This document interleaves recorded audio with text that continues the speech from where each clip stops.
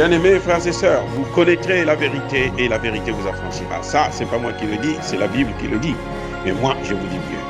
Vous connaîtrez la vérité historique, notamment celle de vos ancêtres kémites, et vous aurez une vision globale de ce que c'est que la vraie souveraineté politique. J'ajoute, vous reviendrez à la spiritualité africaine ancestrale et vous comprendrez les enjeux de l'indépendance économique.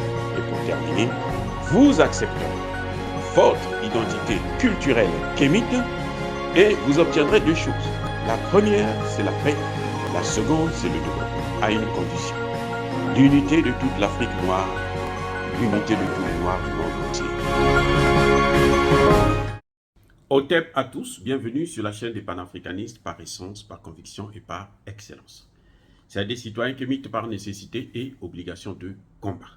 Nous sommes une chaîne qui n'est guidée que par nos ancêtres, et rien que par les ancêtres qui appartiennent à l'égrégore du monde noir. Par conséquent, nous ne croyons en aucun Dieu venu de l'étranger. Toutefois, cette vidéo n'est aucunement destinée à inciter à la haine ou à la violence, car nous menons un combat qui est d'abord et avant tout spirituel, intellectuel et démocratique. Ensuite, il est politique, géopolitique et géostratégique, contre l'impérialisme, le colonialisme, le néocolonialisme et l'endocoloniat, qui sont tous qualifiés de crimes contre l'humanité. Nous menons ce combat sur la base du principe fondamental que nous avons hérité de nos ancêtres kémites, qui est celui de la Mahat, c'est-à-dire solidarité, vérité et justice. Vous êtes donc en droit de connaître la vérité, et nous avons l'obligation de vous dire la vérité, rien que la vérité, afin que justice soit rendue au continent africain. Et ça, c'est notre modeste contribution dans cette noble lutte en faveur de la souveraineté, la dignité, la solidarité et l'unité africaine. C'est exactement ça que nous appelons le panafricanisme. Bien-aimés frères et sœurs, le président Paul Biya a cassé la baraque.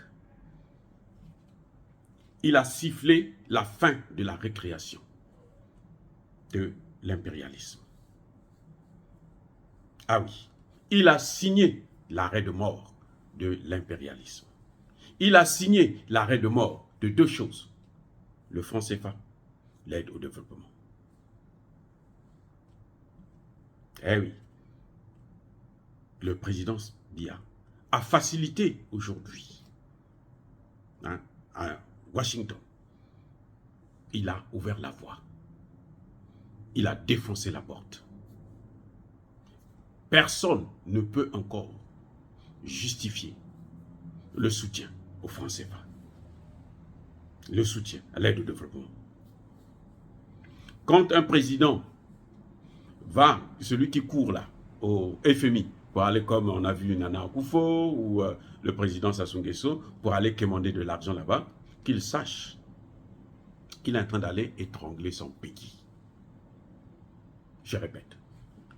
Chaque fois que vous allez vous endetter auprès du FMI, de la Banque mondiale, ou Club de Paris, Club de Londres, ça là, tous les chefs d'État africains, là, notamment francophones, ils ont la liste des téléphones, des adresses. Dès qu'ils ont le pouvoir, les premiers ministres et autres, la première des choses, Club de Londres.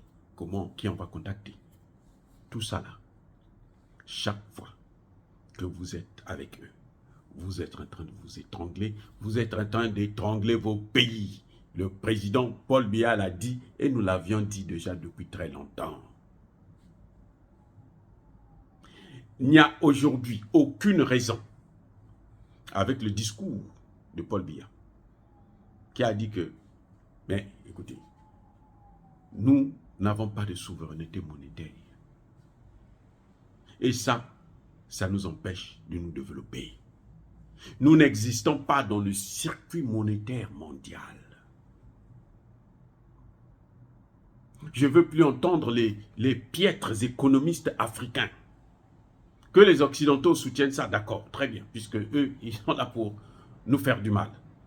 Mais les économistes africains, là, qui pensent que nous devons avoir une monnaie qui est rattachée à telle autre monnaie, à tel autre pays, et qui est fabriquée en France, qui est ceci, qui est cela, qu'ils sachent que le président Biya vient de nous démontrer le contraire. 40 ans de pouvoir en tant que président.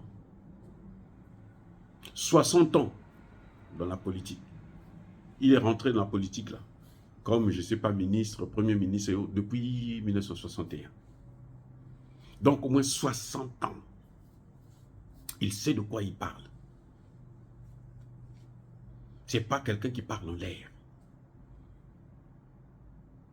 Et il est venu parler où? À Washington, la capitale des États-Unis. Il est venu parler à qui? À Joe Biden. Il n'était peut-être pas là, parce que c'est une réunion privée. Mais il a parlé à Joe Biden. Il a parlé à Anthony Blinken. Et il a envoyé un message à Emmanuel Macron. C'est fini maintenant le CFA. Tous ces petits professeurs d'économie qui viennent raconter n'importe quoi aux enfants sur le CFA, là, les avantages du CFA, qu'ils sachent que maintenant, nous n'allons plus les laisser endormir, manipuler nos enfants. Le message a été clair. Paul Biya a démontré que ça là, alors, mais ça dit qu'en peu de mots, il a démontré que la dette là, ça nous étrangle, ça nous prive de notre souveraineté. C'est ça, l'argent que vous prêtez là, le CFA là, que vous utilisez là. Parce que c'est ça qui permet à ce que la France puisse prendre toutes nos devises. Ça doit sortir. On n'a pas le droit de garder des devises chez nous. Ils prennent tout. Et quand eux, ils font des opérations avec nous, c'est juste sur papier. Il n'y a pas de mouvement des capitaux. Non, la France n'envoie jamais l'argent chez nous. Non. Elle écrit seulement un papier pour dire, bon, je vous donne tant. Mais elle n'envoie pas d'argent. Ça ne vient pas. Eh oui. Paul Biya a condamné l'aide au développement. Nous l'avions déjà dit. J'ai sorti une vidéo où je parlais l'aide au développement ou l'aide à l'endettement. Ce qu'on appelle aide au développement, ce n'est pas de l'argent qu'on nous donne par humanisme. Non, ce n'est pas gratuit. C'est de l'argent qu'on nous prête avec des taux un peu bas. Mais quand on va à la Banque mondiale, le président Biya lui-même, il a employé le mot des taux d'intérêt prohibitifs. C'est-à-dire que quand c'est prohibé là, c'est interdit. C'est-à-dire que c'est inacceptable. On fait ça seulement avec les Africains. La Banque mondiale là, existe là à cause de l'Afrique. Si les Africains disent, nous on ne vient plus vous nous endetter à la Banque mondiale, elle coule. Le FMI coule. C'est pour ça qu'ils ont tué Kadhafi. Parce que Kadhafi disait, nous allons créer notre monnaie à nous. Et si cette monnaie avait été créée, mais le FMI, ça allait exploser. Ils ne vivent que pour nous. Regardez même les Nations Unies, là, c'est pour nous que ça existe. Il n'y a aucune mission des Nations Unies en dehors de l'Afrique. Toutes les missions des Nations Unies sont en Afrique. Là. Vous avez vu en Ukraine, là, ça fait 8 mois. Vous avez entendu parler même de le Conseil de sécurité dit, bon, on va mettre... Non, non, non, non, non, ça n'existe pas. Les Nations Unies, c'est en Afrique. En Afrique où? Parce que ce sont des forces d'occupation. Parce qu'ils veulent recoloniser le continent. C'est pour ça qu'ils font ça. Donc nous saluons, en tout cas, pour une fois, je suis trop content. Vous savez, on a beau critiquer, au moins le vieux a compris. Hein, nos messages, c'est arrivé à ses oreilles.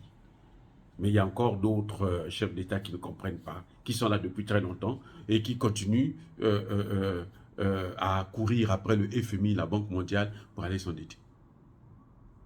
Maintenant, Touadéra, là, tu n'as plus de raison pour dire que non, moi, je veux le séparer. Non, le grand frère, le père a dit, le vieux a dit que non, il faut changer de monnaie. C'est fini. C'est un message pour Touadéra, pour Assimi Goïta, pour Traoré et tout. Eh oui, c'est clair. Il faut changer de monnaie.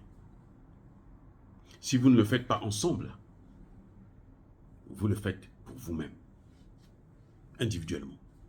Quand les autres États vont comprendre, à ce moment, on se met ensemble et puis on est... Regardez la Guinée à sa monnaie. Elle s'en sort pas mal. Eh oui. Voilà le problème. Donc, il n'y a plus de raison. Vous avez le président Biya a dit, votre doyen a parlé. Le doyen a parlé, là, c'est fini. En Afrique centrale, nous voulons maintenant que les ministres, là, vous puissiez changer de monnaie. Les ministres des Finances, là,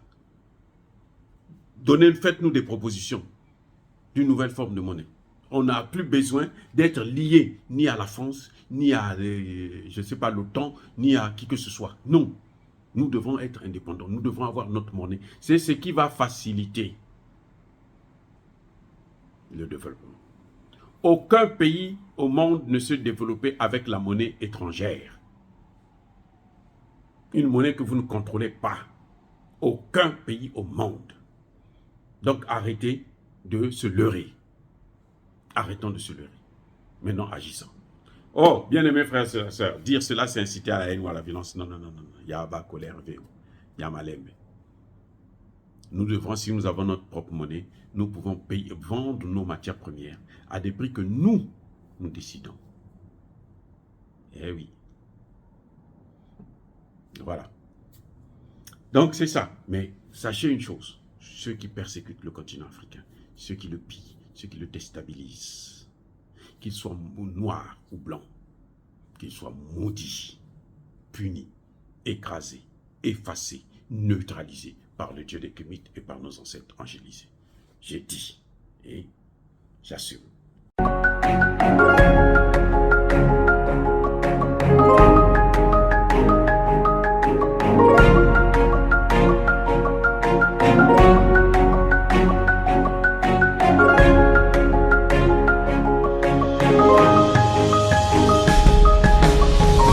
Eux, ils marchent par la foi et non par la vue. Mais moi, je vous conseille vivement de marcher par la connaissance scientifique et historique, notamment celle de nos ancêtres kémites, par les 5 sens et par l'intelligence. Abou Abiar.